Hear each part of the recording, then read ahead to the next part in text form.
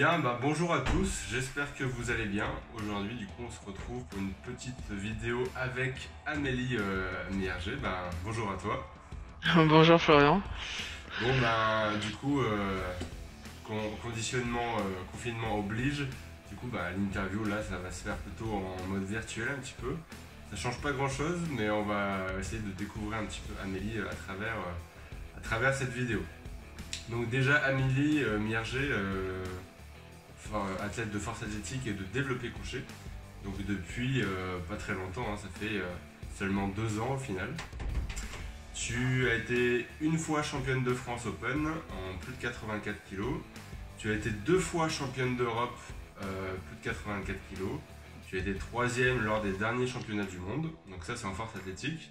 Et en développé couché, tu as été championne de France et 3e au dernier championnat d'Europe. Exactement, absolument. Du coup, Amélie, quel âge tu as présente-toi un petit peu. J'ai 27 ans. Je vais avoir 28 ans cette année, un an de plus, comme tout le monde. Après, je sais pas trop quoi dire. Tu fais quoi dans la vie? Actuellement, je ne fais rien. Je suis 100%. Je me consacre à 100% dans la force athlétique. Sinon, j'ai fait j'ai un CQP APS et un SIAPIN, donc dans la sécurité. D'accord. Okay. J'ai travaillé en Suisse en tant qu'agent de sécurité aussi, mais après, mon père a eu des problèmes de santé. Je suis retourné du côté de mes parents pour leur donner un coup de main avec leur commerce, parce qu'ils ont une boulangerie pâtisserie.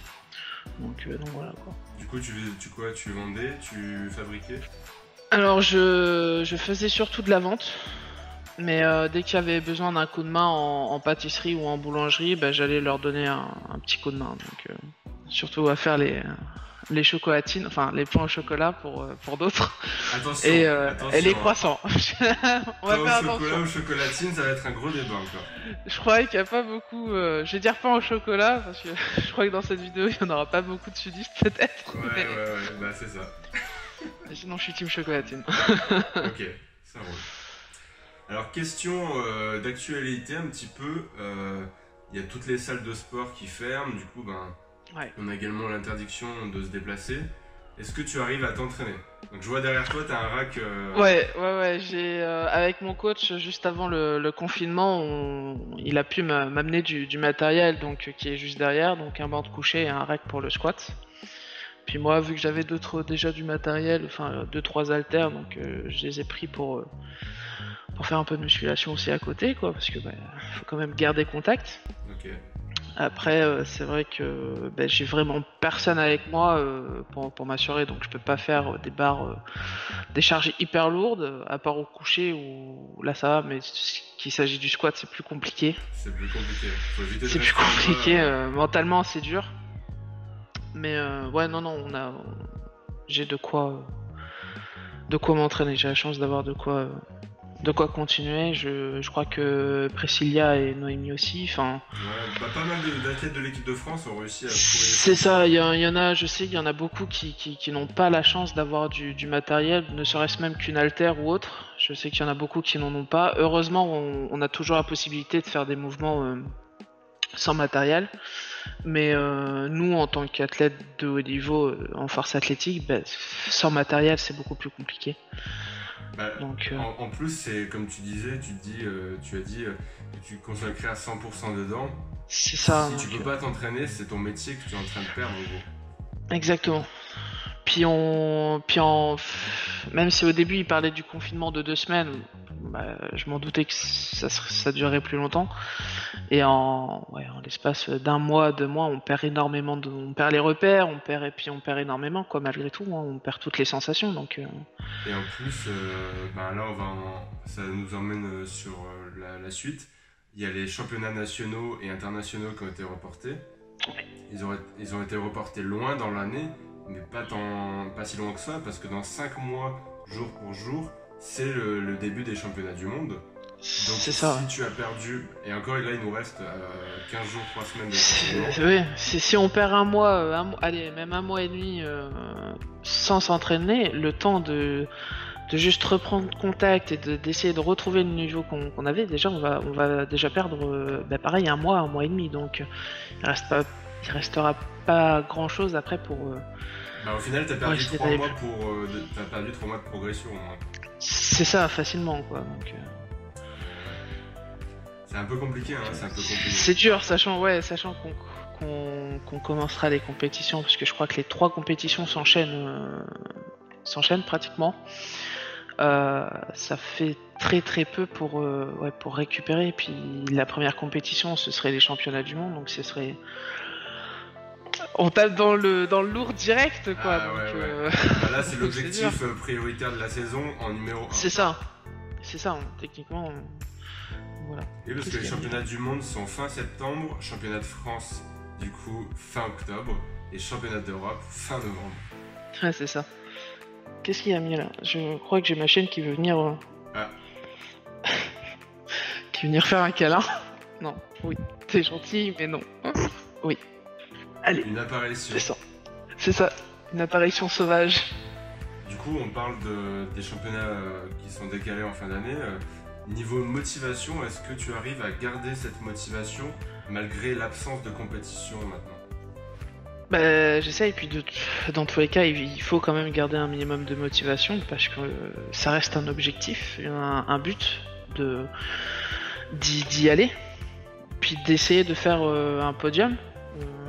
D'essayer un podium, oui, ce serait bien, mais d'essayer de faire quelque chose, quoi, et de prouver que voilà, je pense que Fabrice Magrin, le DTN, nous fait confiance parce qu'on a fait par le passé, et lui montrer que voilà, malgré ce confinement, malgré tout ça, on a pu s'entraîner chez nous, et que malgré tout ça, on est apte à faire quelque chose. Mais là, non. Non. Donc oui. Après, comme j'ai eu mon coach Jean-Noël hier au téléphone, je lui ai dit non, mercredi, pardon. Je lui ai dit il y a des moments, il y a des jours, j'ai pas la motivation, c'est dur moralement de s'entraîner seul, mais bon, faut se donner un coup de pied. Faut se donner un coup de pied, quoi. Tu t'entraînes avec ton coach en général? Oui. Ouais. C'est chez lui? C'est chez lui, oui. On est que tous les deux. Bon, dans un sens, tous les deux, on n'a pas autant d'adrénaline que quand il y a du monde. Mais là, vraiment seul, de chez seul, c'est mentalement, c'est dur. Mais après, je me dis que c'est aussi une très bonne force à prendre pour plus tard, justement. Oui. Psychologiquement, ça va faire du bien. C'est ça. Ouais, mentalement, je pense que c'est une force à prendre. C'est un bien pour un mal. C'est un mal pour un bien, pardon. Un mal pour un bien, ouais. Un mal pour un bien. Oui. Un bien pour un mal, n'importe quoi, moi. On a compris le truc. Ouais, on parlait de compétition, tout ça. Du coup, on disait que ça faisait 2 ans que tu en faisais. Oui. Et il y a 2 ans, ta première compétition, c'était des seconds pas. Oui, c'est ça. Donc l'évolution a été grande. En 1 an, t'es passé des seconds pas à 3e au championnat du monde. Ça. Qu'est-ce que ça fait? Alors déjà, c'est très rapide. C'est vrai que ma toute première compétition, il faut savoir que mon coach m'a proposé de faire de la force athlétique début janvier 2018. J'aurais pas la date exacte. Hein. Et on s'est préparé, et puis il a envoyé des mails à la région Poitou-Charentes à ce moment-là, oui. Poitou-Charentes ou Nouvelle-Aquitaine. Et il a eu Xavier de Puytorac, donc le vice-président vice-président de la Fédération française de force et président de la Ligue de force région Nouvelle-Aquitaine. D'accord. Et qui nous a dit, écoute, voilà, on peut pas faire non plus d'exception. Il y a une première compétition qui est un premier pas pour les débutants, ou ceux qui n'en font pas une fois de temps en temps, qui n'ont pas forcément le niveau national ou autre. Vas-y, et puis va là-bas avec Amélie et puis on verra quoi. Et donc c'était à Cognac et parmi les arbitres, le juge à la table, il y avait Vanessa Martin. D'accord. Ancienne Donc, coach de l'équipe de France. C'est ça, donc quand elle a vu ça, bah, à la fin, puisque j'avais fait un total, je crois, de 507,5 kg, je crois, au total, à ce moment-là. Ce qui était déjà le record de France, plus beaucoup. C'est ça, c'est un peu plus, parce que je crois qu'à ce moment-là, le record de France, c'est Camille Désier qui l'avait à 415 ou 430, si je me souviens bien. Enfin, quelque chose dans ces eaux-là. Et elle a fait, écoute Amélie, je peux te parler à la fin après la remise de la récompense. Et là, elle nous a dit, écoute, je vais voir ce que je peux faire parce que ce que t'as fait, c'est quand même incroyable. Et après, quelques temps après, on a reçu un mail pour participer au test de sélection qu'il y a eu à Bourges pour voir pour les championnats d'Europe justement après. Donc là, à ce moment-là, c'était que ma deuxième compétition, si on peut dire. Et les championnats d'Europe qui ont suivi, troisième compétition, le titre, je me dis mais c'est vrai, c'est pas vrai, je veux dire en à peine un an, c'est déjà incroyable. T'as du mal à réaliser sur le coup. Ouais, sincèrement, je me souviens, on a fait les squats, le développé couché, le soulevé de terre, puis à la fin, j'étais assise, puis il y a Cyril et Fabrice qui viennent, et puis ils disent ça y est, on l'a fait. Je fais ouais, mais on a fait quoi? Je veux dire, je suis 4ème, 5ème. Pour moi, j'étais même pas sur le podium. Ah bon? Je suivais absolument rien de la compétition. Hein. J'allais à la barre, je la faisais, et puis basta. Je savais pas du tout où j'en étais. Mais c'est bien parce que ça t'évite un stress supplémentaire. C'est ça. Et ils m'ont dit ça y est, on l'a fait. Je suis ouais, mais quoi? 4ème, 5ème? J'ai fait quoi? Bah t'es première, hein? Ouais, je fais vous fichez de moi, c'est pas possible. Non, t'es première. Et là, j'ai crié, j'ai fait ouais. puis voilà quoi. Mais après, quand tu montes sur le podium, pour chanter la Marseillaise en plus, t'as les poils qui se dressent. Puis de toute façon, on le voit sur les photos. Je chiale comme. C'est ça, il y avait mon coach qui était là. Il était pile en face de moi. Il pleurait, j'ai pleuré, je pleurais plus, il pleurait plus. C'était horrible. C'est la beauté du sport. C'était incroyable quoi. J'en garderai toujours un souvenir indélébile. Et du coup, t'as fait ces championnats d'Europe.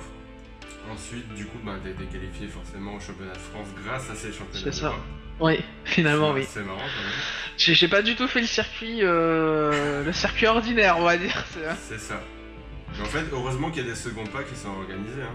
Parce qu'il y a certaines régions qui ont du mal à comprendre que c'est super important déjà pour créer de nouveaux athlètes, comme toi par exemple. C'est ça. Et en plus, ça amène du monde à la discipline. Et du coup, grâce à ça... C'est très important, au lieu de faire directement départemental, régional et national, ces deuxièmes pas sont importants déjà pour faire connaître la discipline, et amener d'autres... des potentiels futurs adhérents et derrière faire voir que voilà c'est pas grave juste éclate-toi, fais ce que tu veux et puis fais ce que tu veux, fais ce que tu peux, amuse-toi et fais-le. T'as pas besoin d'avoir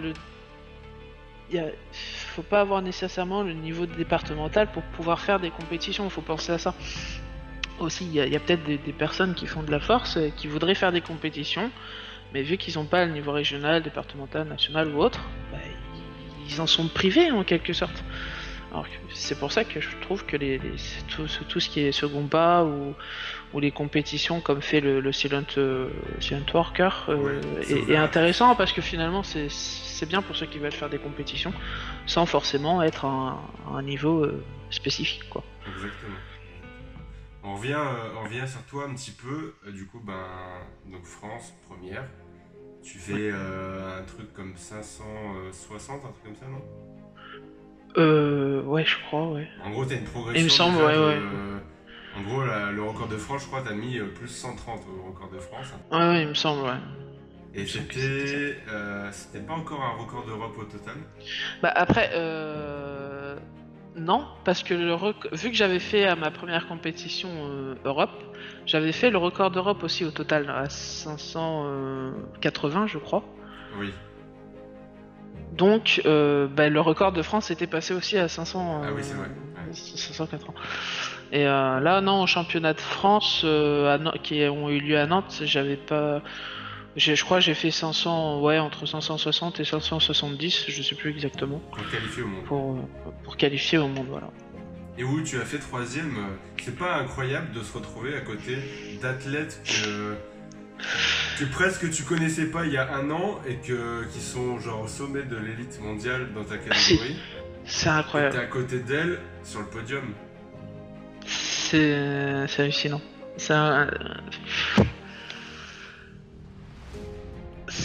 Si, c'est hallucinant parce que tu dis. Enfin, quand je regardais les championnats du monde 2018, j'y étais pas.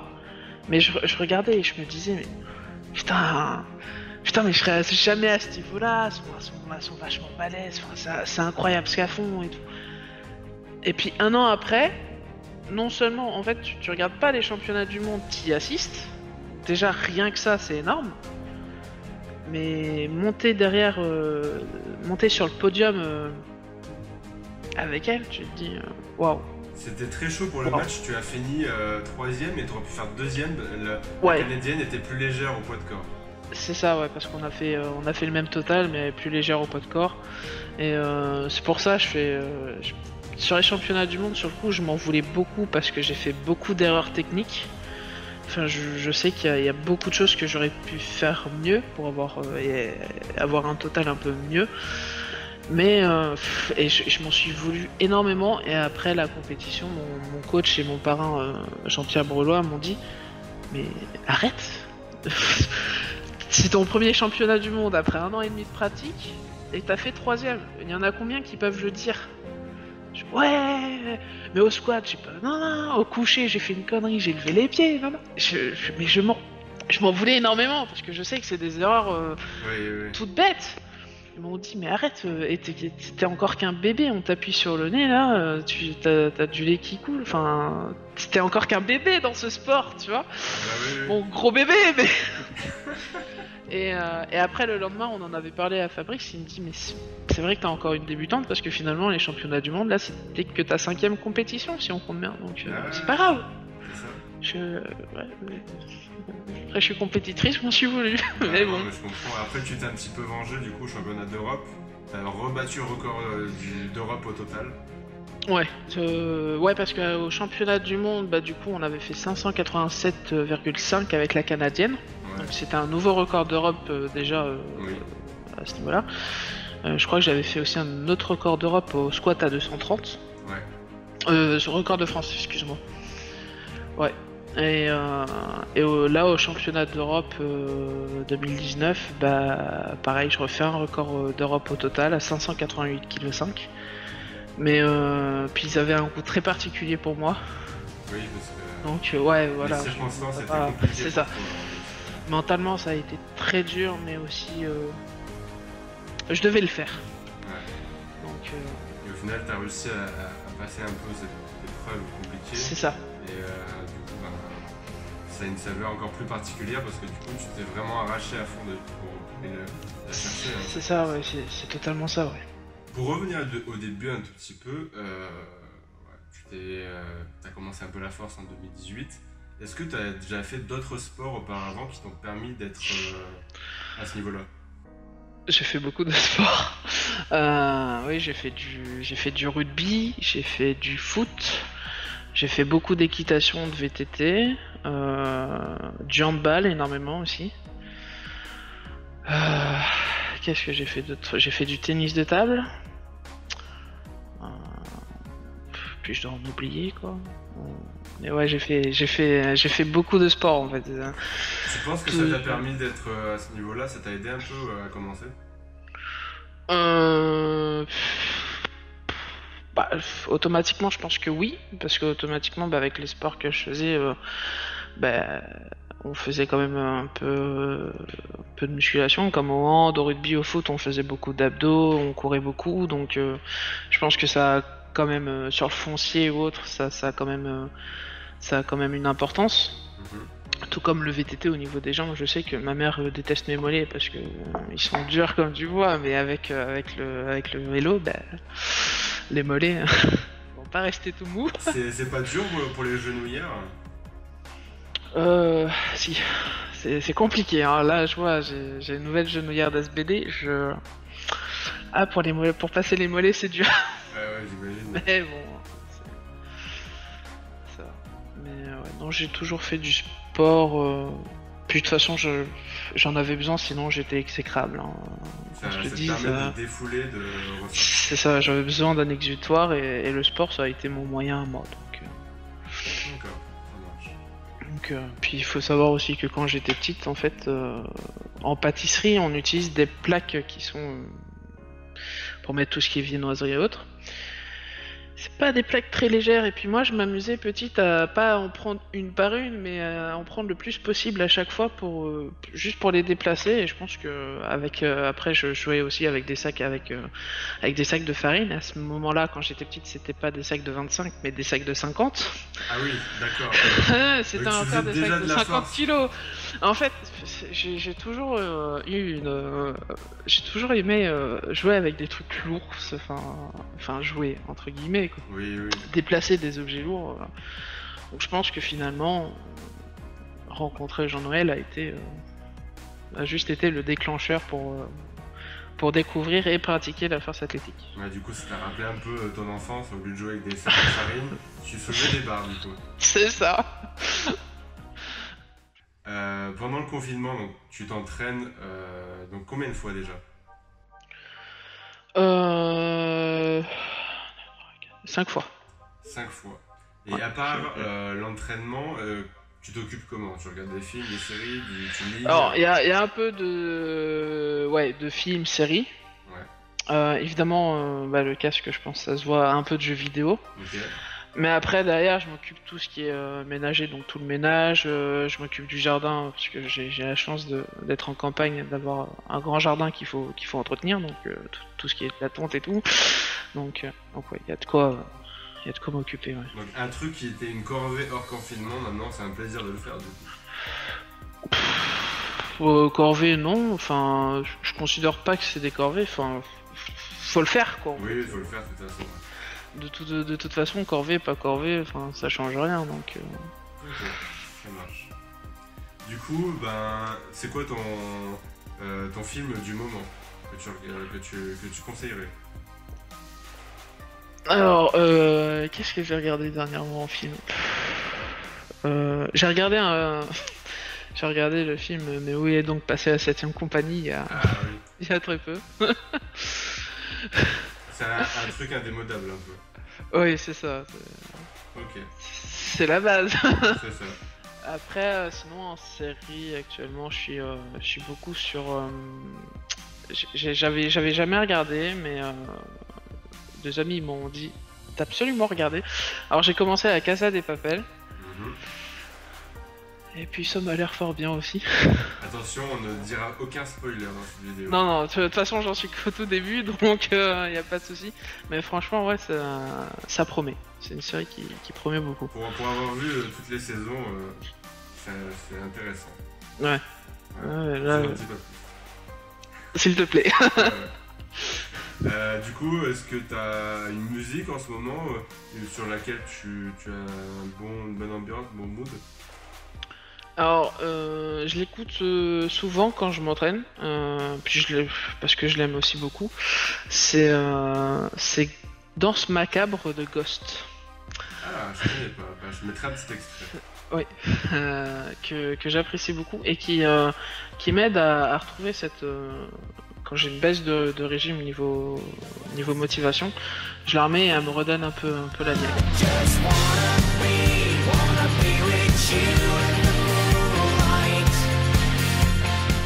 Pas de Céline Dion comme Priscilla. Non, après, moi la musique, j'écoute de tout, donc parfois dans ma playlist tu peux tomber sur du classique, Oui. Quand je dis classique, c'est vraiment du Chopin, du Beethoven, du Bach et tout, en passant par du métal, de la variété française et tout. Donc, En il effet, c'est assez varié. y a rien à voir entre chaque, mais il y a de tout, quoi. Ok. Très bien, merci d'avoir participé à cette interview. J'espère que ça a Avec permis plaisir. à vous, téléspectateurs, je m'emballe un peu, à vous, On est sur un plateau spectateurs, télé, t'inquiète. exactement, de connaître Amélie du coup un petit peu plus. Merci Amélie de Merci à toi, Florian. ta participation. Si jamais vous voulez la retrouver un petit peu, vous pouvez la suivre sur Instagram, Amélie Mierger. Donc elle poste quelquefois des vidéos d'entraînement, ce genre de choses. Passez une bonne journée, prenez soin de vous et à bientôt. À bientôt. Et restez chez vous surtout. Oh oui.